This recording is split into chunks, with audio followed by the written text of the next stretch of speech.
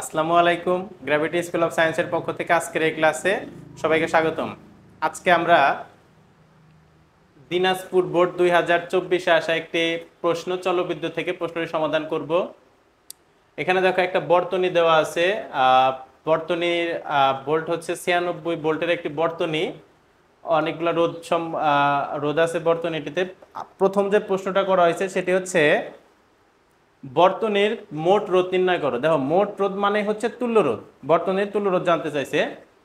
তো একটু এখানে যদি তোমরা দেখো তাহলে দেখবা যে এই রোধটা আর হচ্ছে এই রোধটা, এই দুটো রোধ হচ্ছে বর্তনীর বাহিরে আছে। তো বর্তনীর বাহিরে যদি রোধ থাকে তাহলে ওটি কিন্তু ওই রোধটা কিন্তু বিবেচনায় আসবে না। তো বর্তনীর মধ্যে যে রোধগুলো আছে এই তিনটা আর এই তিনটা, এই রোধ থেকে আমাকে মোট রোধ নির্ণয় করতে হবে, অর্থাৎ তুল্য রোধ নির্ণয় করতে হবে। আমরা যদি একটু দেখি যে এখানে আসার পরে কারেন্টটা ভাগ হয়ে গেছে, এই একটা তার আর হচ্ছে এই একটা তার। তো এই তারে আবার হচ্ছে দুই রোধ, তার মানে এই দুইটা শ্রেণীতে আছে, তার সাথে এটা সমান্তরাল।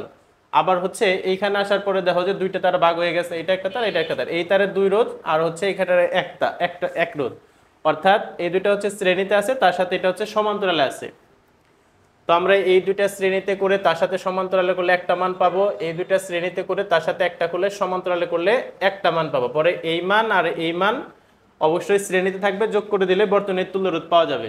তাহলে আমরা একটু যদি তোমরা ধরে নাও যে বর্তনীর কোনটা প্রথম রোধ কোনটা দ্বিতীয় রোধ, সেরকম বলা নাই যে এটা হচ্ছে R1, এটা R2, এটা R3, এটা R4, এটা R5, এটা হচ্ছে R6। যদি আমরা একটু ধরে নেই তাহলে এটা হচ্ছে R1, এটা হচ্ছে R2, R3, R4, R5, এটা হচ্ছে R6। আমরা যদি ফার্স্টে এই পাশ থেকে করি তার মানে R4 এবং R6 রোধ দুটো শ্রেণীতে আছে। R4 এবং R6 শ্রেণীতে যুক্ত, অর্থাৎ RS সমান সমান এই দুটো যোগ আমরা জানি যে R4 প্লাস R6, অর্থাৎ 7 আর 5, অর্থাৎ 12 ওমেগা। এখন এই RS এর সাথে এই দুইটা মিলে যে RS আসলো, সেই RS এর সাথে R5টা কিন্তু সমান্তরালে, অর্থাৎ R5 ও RS সমান্তরালে যুক্ত।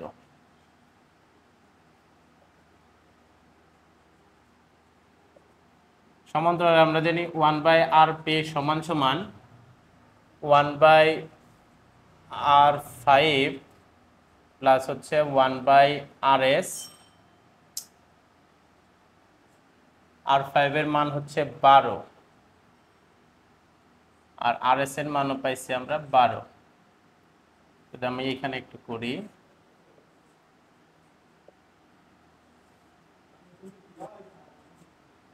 অর্থাৎ 1/RP এর মান আসছে হচ্ছে 2/12। আমরা RP বের করব, তাহলে সুতরাং RP সমান সমান 12/2 সমান সমান হচ্ছে 6 ওমেগা।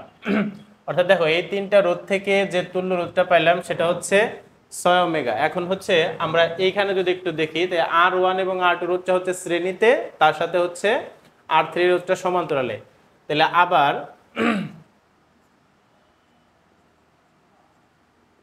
আবার হচ্ছে R1 এবং R1 ও R2 শ্রেণীতে, তাহলে হচ্ছে RS1 দিলাম আমরা, RS1 এটা হচ্ছে 8 আর এটা হচ্ছে 12, তাহলে 8 যোগ 12 সমান সমান 20 ওহম। এখন এই R1 এবং R2 থেকে যে আমরা তুল্য রোধ পেলাম সেটা হচ্ছে 20। এখন এদের সাথে কিন্তু R3 এটা সমান্তরালে যুক্ত, অর্থাৎ R3 ও RS1 সমান্তরালে।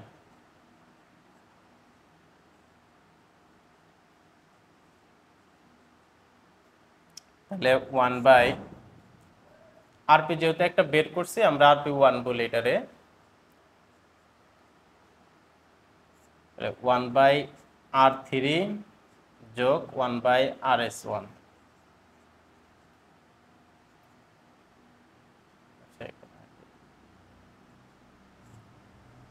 R3 মান হচ্ছে 20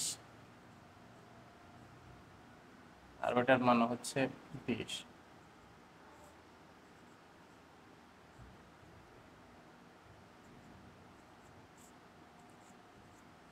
অর্থাৎ 2/20 এটা হচ্ছে 1/rp-র মান, তাহলে সুতরাং rp1 কি হবে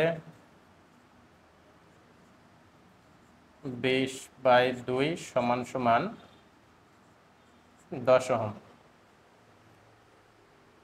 এখন হচ্ছে এই যে আমরা প্রথম তিনটা থেকে যে তুল্য রোধটা পাইছিলাম আরপি, যেটা 6 ছিল, আর পরের তিনটা থেকে যে তুল্য রোধটা পাইলাম সেটা হচ্ছে rp1। এখন এই তুল্য রোধের যে এখান থেকে একটা রোধ আসলো আর এই তিনটা থেকে যে একটা রোধ আসলো তারা কিন্তু শ্রেণীতে যুক্ত, অর্থাৎ আরপি এবং rp1 শ্রেণীতে যুক্ত। এটা আমি একটু এই পাশে করে দেই, অর্থাৎ আরপি ও rp1 শ্রেণীতে যুক্ত। তাহলে হচ্ছে আরএস ওয়ান দিয়ে, যেহেতু আরএস একটা বের করে ফেলছে, আরএস ওয়ানও দিয়েছে, তাহলে আরএস টু সমান সমান আরপির মান হচ্ছে 6 আর rp1 এর মান হচ্ছে 10, তাহলে সমান সমান হচ্ছে 16 ওহম। অর্থাৎ এই বর্তনীর মোট রোধ বা তুল্য রোধ হচ্ছে 16 ওহম। আচ্ছা, আমরা একটু পরের প্রশ্নটা দেখি। পরের প্রশ্নের জন্য যে মানগুলো লাগতে পারে, দরকার হচ্ছে, সেটা হচ্ছে বর্তনীর তুল্য রোধটা লাগবে 16 ওহম। সেটা আমরা একটু মনে রাখি, লেখা রাখি কোনটা লাগবে।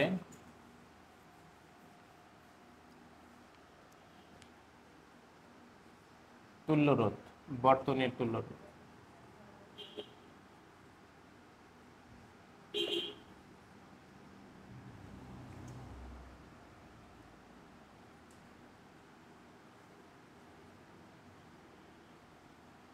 আর হচ্ছে এখানে চাইছিল এসি এবং ডিই অংশের, তাহলে এসি এবং ডিই অংশের, অর্থাৎ এই অংশের তুল্য রোধটা লাগবে। এই অংশের তুল্য রোধ ছিল আমাদের আরপি, অর্থাৎ এখানে R4, R6 এবং হচ্ছে R5, R5, R6 এবং R4 যেটাই বলো, এই তিনটা রোধের তুল্য রোধ আমাদের একটু লাগবে। R4, 5, 6, 4, 5 R6 এর তুল্য রোধ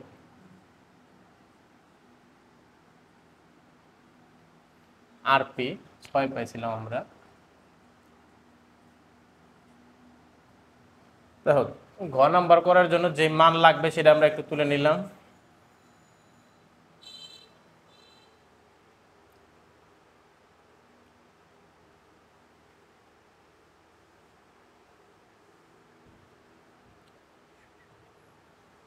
আচ্ছা, গ নাম্বারটা আমরা একটু যদি এখন দেখি, এখানে বলা হয়েছে এসি এবং ডি অংশের বিভব পার্থক্য সমান হবে কিনা। এই যে এসি অংশটা, এই এসি অংশ আর হচ্ছে ডিই অংশের বিভব পার্থক্য সমান হবে কিনা।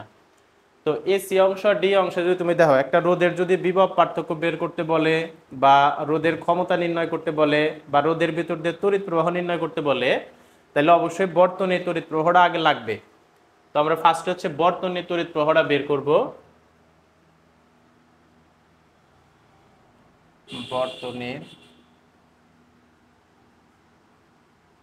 তড়িৎ প্রবাহ I সমান সমান V/R। বর্তনীর তুল্য রোধটা আমরা RS2 ধরছিলাম, তো এখানে RS2 লিখি। দেখো, বর্তনীর B হচ্ছে 96 ভোল্ট, 96, RS2 মান হচ্ছে 16, এটা হচ্ছে 96/16, অর্থাৎ বর্তনীর তড়িৎ প্রবাহ হচ্ছে 6 অ্যাম্পিয়ার। আচ্ছা, এরপরে হচ্ছে আমরা বের করতে বলছে এসি অংশের বিভব পার্থক্য আর হচ্ছে ডি অংশের বিভব পার্থক্য। তো আমরা যদি একটু এসি অংশের বিভব পার্থক্যটা বের করি, বি সমান সমান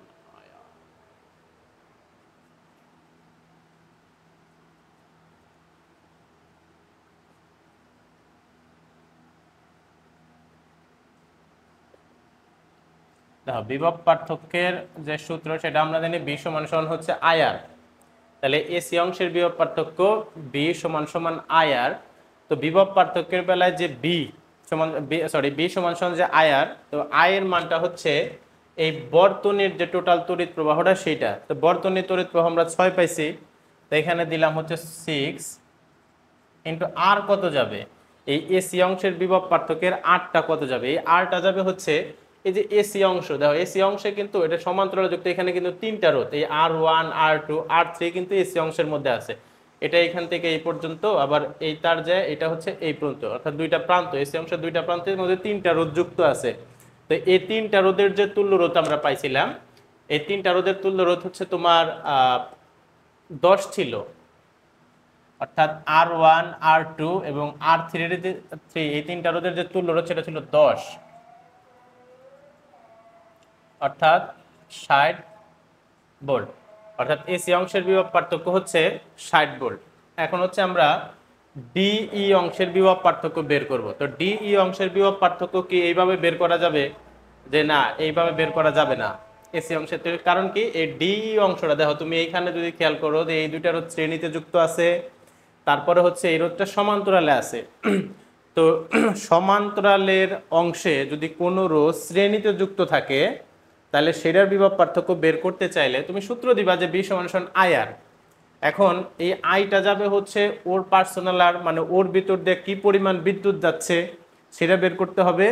আর আর এর মানটা হবে ওর নিজস্ব মান, যে R6 এর মানটা হচ্ছে যে তোমার 5 ওহম, যে ওইটাই যাবে। তাহলে ডিই অংশের বিভব পার্থক্য বের করতে চাইলে এই ডিই অর্থাৎ R6 রোধের মধ্য দিয়ে কি পরিমাণ বিদ্যুৎ প্রবাহিত হচ্ছে সেটা বের করতে হবে।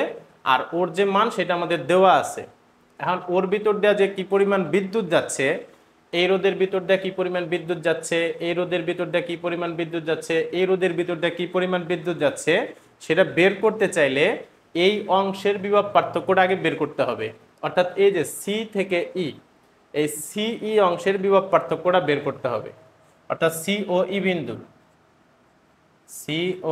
বিন্দুর বিভব পার্থক্য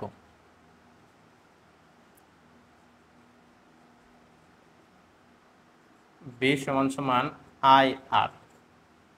এটা সিই অংশের আমরা এখানে সি লিখতে পারি, বি অফ সিই।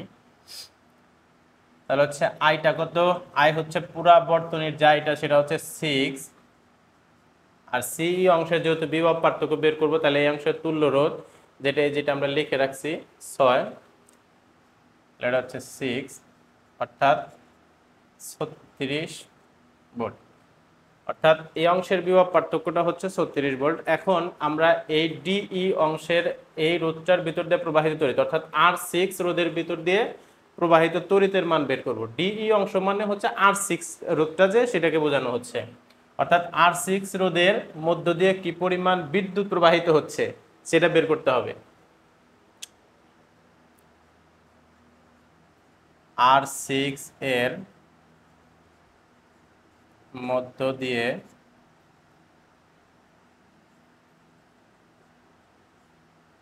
প্রবাহিত তড়িৎ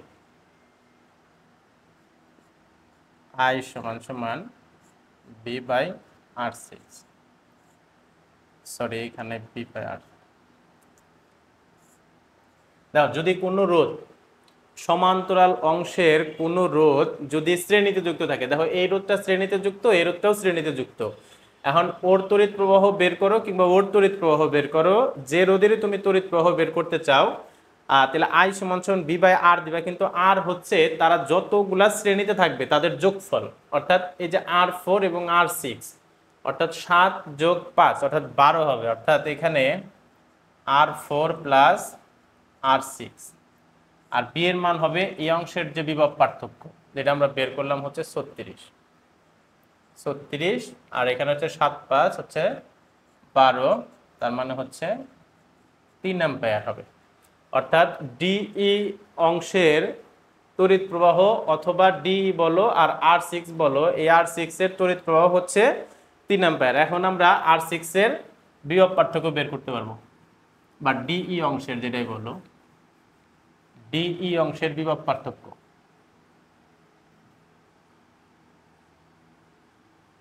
ডিই অংশের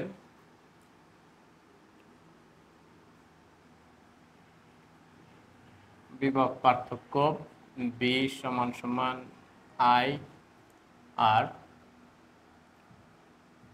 দেখো আই আই হচ্ছে এই যে ডিই অংশের অর্থাৎ R6 এর মধ্যে যে তড়িৎটা প্রবাহিত হয়েছে সেটা যাবে অর্থাৎ 3 অ্যাম্পিয়ার 3 আর আর যাবে তার নিজস্ব মান যেটা হচ্ছে 5 অর্থাৎ 3 5 15 ভোল্ট। অর্থাৎ আমরা দেখলাম যে এ সি অংশের বিভব পার্থক্য আমাদের ছিল হচ্ছে 60 ভোল্ট আর ডিই অংশের বিভব পার্থক্য হচ্ছে আমাদের 15 ভোল্ট। অর্থাৎ এসি অংশের এবং ডি অংশের বিভব পার্থক্য সমান হবে কিনা জানতে চাইছে। আসলে এসি এবং ডি অংশের বিভব পার্থক্য সমান নয়।